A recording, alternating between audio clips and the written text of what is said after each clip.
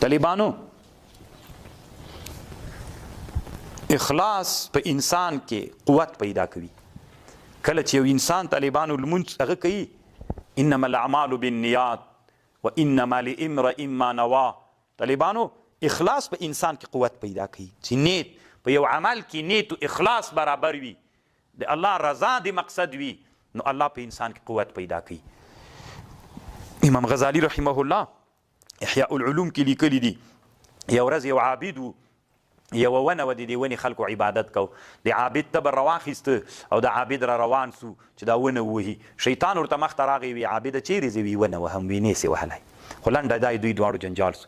چې جنجال سو د عابد راجګ سو، د شیطان یې ووهه. کله چې شیطان یې ښه درې څلور وارې وځپاو، شیطان کته پروت د عابد ته وایي وي داسې وکړه دا ونه مه وهه. څه کوې؟ زه به هره ورځ د تا د بالښت لاندې به 2 دینار ایښي. ته ورته ویلې نه، خو بالاخره ورسره ویې منله، وایي زه صحیح ده، دا 2 دیناره خو ډېر ښه شی دي. کور ته چې راغی سهار چې له خوبه راویښ سو، د عابد د بالښت لاندې 2 دینار ایښي دي. تېره سوه. دومه ورځ بیا راجګ سو، بیا دینار ایښي. درېیمه ورځ چې راجګ سو دینار نسته. نن یې بیا تبر راواخیست، بیا ونې ته چې را روان ده، شیطان پې باندې غالب سو. شیطان راجګ سو، د عابد یې داسې ووهه که نه چې نه یې خواته تلی سو نه دې خواته تلی سو، ونه پاڅ. ولې طالبانو اول وار عابد قوي و او ولې طالبانو دویم وار عابد کمزوری سو؟ د رضا د الله او د اخلاص په سړي کې څوک پیدا کوي؟ قوت پیدا کوي. نو الله عز وجل دې موږ مخلصین وګرځوي. کله چې موږ کې قوت موجود، اخلاص موجود وي، الله عز وجل موږ ته قوت راکوي. کله چې موږ نه اخلاص اوزي، بیا الله عز وجل له موږ نه څوک اخلي؟ قوت رانه اخلي.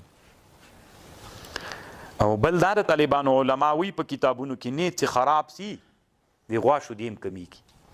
یو ورځ طالبانو کسرا د ایران د بادشاهانو نه یو بادشاه وایي هغه ته ووته ښکار ته، چې ښکار ته ووته سیلاب راغی، د ده د جندیانو د عسکرو په مابین کې سیلاب حایل واقع سو، د یې خواته پاتې سو.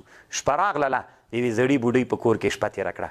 نو چې ماښام د بوډۍ ښځې لور وله هغې هغه راوستل، مالونه له صحرا نه راوستل. چې راوستل چې غواګانې وکتلې شودې، ښې ډېرې شودې وکړې. باچا ویلې باید په دې باندې ټیکس مقرر کړمه. مالیات څه دي طالبانو؟ ټیکس.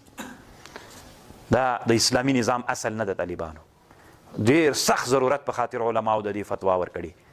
نو دې ته حکومت طالبانو تقسیمیږي 2 ټوټو ته. یو حکومت د جبایې ده، د جبایې حکومت د اسلام حکومتونه نه دي چې مالیات راټولوي. د اسلام حکومتونه طالبانو عشرونه، خراجونه، جزیې چې عواید راټولوي دغه دي. او یا معادن راسپړل طالبانو، معادن او آبادی کول طالبانو د دینه. دا د اسلام یو حکومت د جبایې د مکس، یو غیر د مکس، د اسلام غیر د مکس د جبایې. اکلیل الکرامه یو کتاب د طالبانو، اکلیل الکرامه په احکامو د سلطنت او د امامت کې جوړ، د علامه صدیق حسن خان جوړ کړی. تاسې وګورئ طالبانو د تقسیم یې چې کړی، څومره احادیث راوړي. الله عز وجل دې رحم وکړي.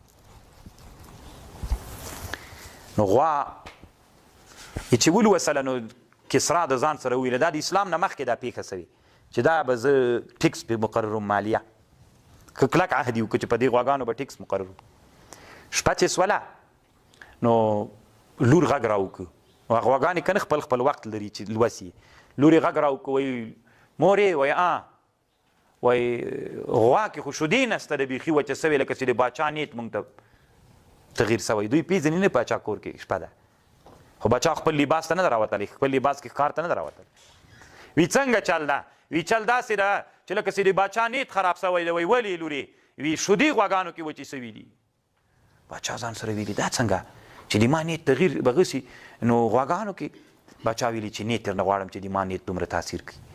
بیا ویده سوی. سهار چې وختي کېږي بیا جلۍ غږ را کړی ده، وایي مورې، وی غواګانو تیان خو له شودو نه ډک سوي دي. وي څنګه لورې؟ وی لکه چې د باچا نیت بیرته برابر سوی ده.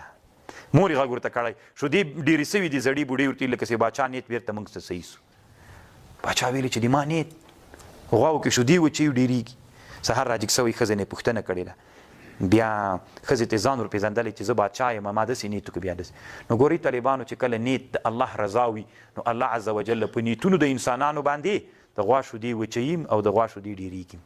نو الله دې مونږ نیتونه برابر کړي. کله مو چې نیت برابر و، مثلا زه طالبانو د مدرسې استاد یم، د ما باید دغه نیت وي چې الله عز وجل تاسې ته دین در زده کړي.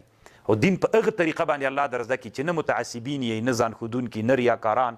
صرف دغه درد مو په زړونو کې الله پیدا کړي چې اسلامي امت ته دین ورسوئ. بس دغومره بس د طالبانو. او د هغه چې زه د مدرسې مشر یم، والي باید همداسې ولسوال هم بس چې نیتونه مو برابر سو، طالبانو دا ملت به الله جوړوي. که نیتونه مو خراب ول، الله عز وجل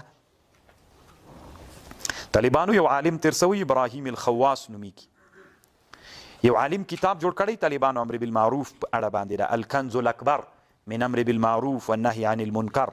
په دې کتاب کې لیکلي دي ابراهیم الخواص وایي زه یو ورځ یو منکر کار د منع کولو دپاره لاړم. ته ورته ګوره طالبانو چې نیت خراب وي.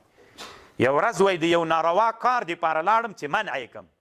وایي چې باندې ووتلم طالبانو سپي راته غپل، د سپي له ډاره نه سم تللی، بس لاره کې نیغ راته ولاړ و، هغه ناروا ته نه سم ورتلی چې ناروا یې کړم. وایي پوه سوم، بېرته راغلم طالبانو کېناستم، نیت مې برابر کړ. بیا چې پرې وروتلم هماغه سپی طالبانو هېڅ یې م راته ونه ویلې، لاړم ناروا مې منع کړل. چا ورته ویلې نو ولې اول وار سپي نه پرېښودلې؟ بیا یې وایي ما کې مشکل و.